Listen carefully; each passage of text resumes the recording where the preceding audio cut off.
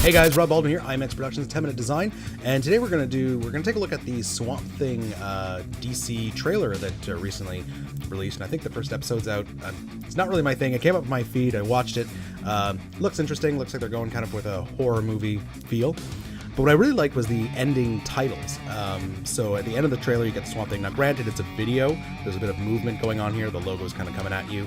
But I figure we take a look at this from a Photoshop perspective, and I show you how to achieve the same kind of look and feel. So if you're looking to do a Swamp Thing-esque kind of poster or whatever, then follow along and you're going to love these techniques. Now, I will mention this is a techniques tutorial, so I'm probably certain, 90% certain that the team who actually developed the logo, who made the file, used probably different techniques that I'm not particularly using, but this is one way to achieve it. This is the way I decided to achieve it, and I did fairly quickly. So hopefully you enjoy this. So let's jump right into it. So here is our, here's the Swamp Thing logo from the end of the trailer. Okay, so we got the lettering, got the Swamp Thing, and then we've got the DC logo at the top here.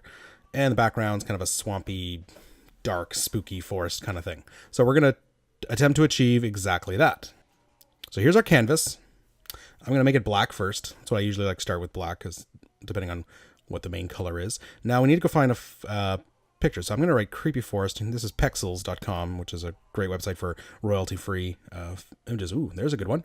So creepy forest, we're going to download that, and I'm going to chuck it into my canvas. We're going to scale it down, just like that. Okay. Next thing we want to do is we want to desaturate it. We want to take all the color out. So come here to image adjustment, all the way at the bottom there, desaturate. It's going to make it gray. And we're going to re-add color in using a gradient map. So gradient map, we're going to click on that. And what we want to do is change that white to a green. There we go. And that looks pretty close to what the trailer is. And then the black here, we don't want it fully black, kind of a very, very dark green. Not fully black. That's looking pretty good. Okay.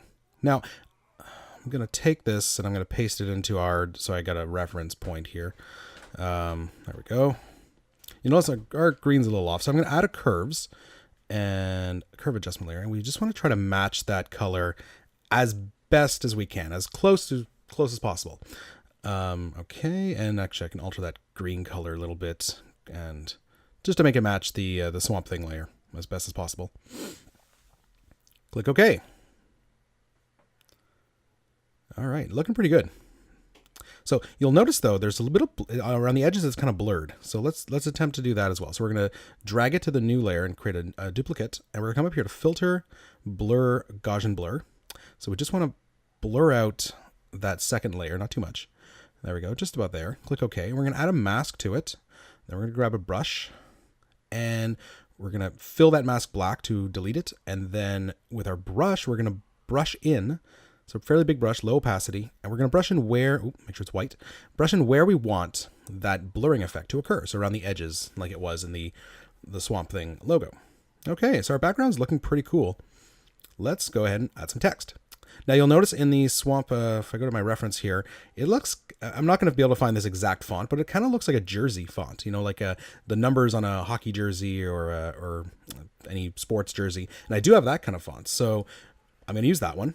If you want to find a better font, go ahead. So I'm going to write Swamp here. I'm going to scale it up and place it above our adjustment layers. Don't leave it below there. There we go. And then we're hold Alt or Option, drag to create a second layer. And we're going to write stuff because I don't want to steal exactly Swamp Thing. We're going to do Swamp Stuff. How about that? Scale it to fit, kind of to fit the scale that way. Okay, we're going to scale the whole thing up just a little bit. Try to center it. There we go. Now there was a DC logo in there. So I'm going to grab an outline of my IMX logo. I'm going to paste that in there, scale it up, move it above, and then we're going to invert the colors. Command or Control I to invert. And we are looking pretty cool. Okay, so let's match some colors now. So I'm going to move this down as a reference. And on one of our layers, we're going to go into blending mode, click on gradient overlay, and we want to add a gradient to our letters. But we're going to match, we're going to eyedrop tool, and we're going to pick some of these greens from the top, from the bottom, and from the middle. There we go. Actually, I want lighter than that. Come over here. Excellent. Click OK. OK. and okay once again. So we've created our nice gradient. We're then going to copy layer style. So we want everything we did to the stuff layer, we're going to paste it onto the swamp layer. So paste layer styles, right click, and then onto our logo layer as well, and paste. And we are one step closer. We now have our color matched well enough. Now we have to add all these branchy thingies. I'm not exactly sure how they achieve this. I'm assuming pretty much the best way to do it would be to use a pre-made brush. So it looks like they've used a brush that has like branches and sorts. I did a bit of searching on Google. I'm sure if you took a while, you could find that exact brush or find a very similar brush. Every time I looked for branch brushes, there was always leaves on it. So what I went for instead was what I found is a lightning brush. So it's a bunch of lightning strikes and made into a brush. I will link in the description, in the blog post, I will link to where you can download that exact brush. But that's what I used, and it worked well enough. So let's get back to it. So what we're first going to do is we're going to take our 3 layers, our 2 text layers and our logo, and we're going to group them into a group. There we go. And now we want to add a mask to that group. So add a mask. And here's where we want to go start doing our brushes. So we're going to upload that lightning brush that we found. Again, I will link below so you can download that brush. And then in our brush settings, here we want to do some few things to the brush. So if we go up, we're going to pick that lightning. There's a few options, so play around with it, but I'm going to grab one of them to start. And we want to add a few dynamics. So we're going to add a shape dynamic, click shape dynamic, and a size jitter. So that's going to make every time you click it, it's going to randomly change the size. Angle jitter, every time we brush, it's going to change the angle. Roundness jitter, we want to add a bit of a scatter. And then down to transfer, opacity jitter, just a little bit. That's going to add some randomness to our brushing. Okay, and make sure the size is a little bit higher. And now, with the mask selected, and make sure and opacity all the way up to 100. With the mask selected, and make sure you are brushing black, of course. A little larger would be better. Okay, we're just going to start randomly brushing and removing some of that text layer and logo. And I'm going to fast forward here so that you can, you don't have to watch me do this whole thing. And there's a lot of this is just preference. I'm going to change brushes every now and then and change settings and modify. And I mean, you could spend as little or as much time as you want on this to make it awesome. I'm happy with this result right here. Excellent.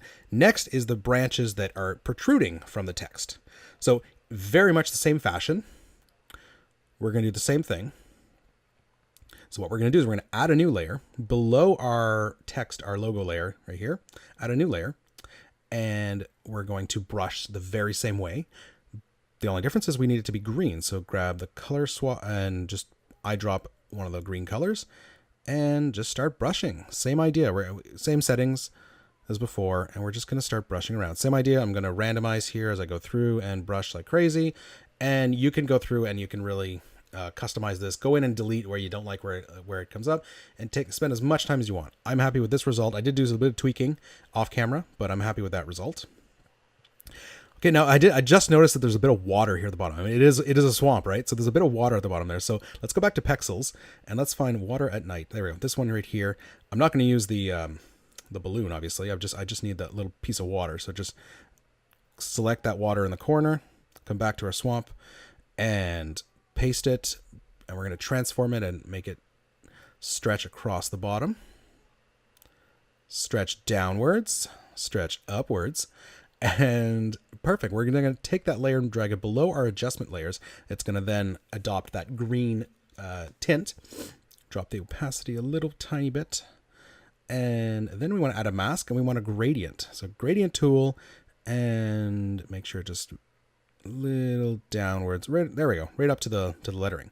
Excellent. This is looking pretty good. Now what we want to do is we want a reflection in the waters. We're going to take our 2 layers, so the group layer with our logo and the branches layer below it, and we're going to duplicate it. So drag it down to new, duplicate it. We're going to merge them together by hitting Command or Control E to merge. We've created a layer of that. Now we're going to hit the transform tool and flip vertical. So we've flipped it, bring it down, align it to the bottom. We want to make it darker, so we're going to hit Command Control M for curves and make it darker. That's it. Much, much darker. There we go. That's looking cool. Hit OK. Now we're going to add that wavy effect because it's in the water. So filter, distort, and wave. And you just have to play with these settings. There's a whole lot of settings here.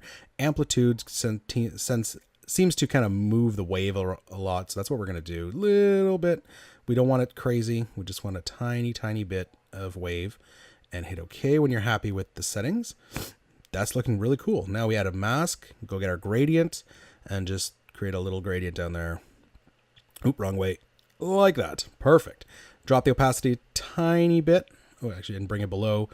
Oh, no, above the adjustment layers. There we go. And then drop the opacity. Boom. Look at that. I think that looks fantastic. That is looking pretty awesome. The last thing that I noticed, if we go back to our reference layer here, is there's a bunch of little dots around. It's almost like you're looking through a dirty windshield. So we can easily accomplish that with just a textured layer on top of everything. So I've got this texture layer. You can download that from the website. It'll be linked below. We're gonna come back here. We're gonna paste it in there, and then just put it above everything. It's just black and white. We're going to change the transfer mode to screen. So it's going to take away the black and just leave the white stuff, the white scratches and grunge marks. And all we want to do is hit colorize, hit Command and Control U for hue saturation. And we're just going to make it green and make it a green that will match everything. Okay. And then hit Gaussian blur. We're going to add a little blur to it. And then we want to add a mask and grab a brush, and not our lightning brush. We want to go back to a regular round brush, opacity low, and we're just painting out where the effect is too strong. So with a black brush on the mask, we just paint out where that effect is too strong. And again, a lot of this is just preference. It's how do you like it? And there you go. That is the tutorial. I think I'm pretty proud of what we've come up with. So as I mentioned at the beginning, this is not a perfect exactly how they came to create that effect. This is just a techniques tutorial, techniques that you can achieve a very, very similar result as the Swamp Thing logo. So hopefully you've learned a lot from these techniques. All the files we use, the brushes, the textured layers, the images, everything is linked in the description below. So go ahead and check that out. And if you want to create a logo if you want to create a design like this, but you don't want to do everything from scratch, you can actually just download this exact file that I've just created. So the exact file that I've been creating is available for free on my website. So click below, go to the blog post, and download that high-res logo file, and you can modify it for your own needs. It's actually the text layers are still text layers, so you can actually modify it. So if you don't want swamp stuff and you want to put in your own company logo or whatever, you can do that. You will have to then change all the branches and all the weird brushes because they'll be matching the swamp stuff. But hopefully you've enjoyed that. Don't forget to comment below. Let me know if you enjoy this tutorial. If you want to see I've done a few kind of movie poster recreation tutorials. If you'd like to see others, if there's a specific poster that you'd like me to recreate or a specific technique you'd like to know, comment below. Let me know what you'd like to see, and I'll be sure to put that in the queue of tutorials to make. Okay, so again, hope you've enjoyed that. Please check out some other videos and subscribe if you haven't already. We will see you next time. Cheers.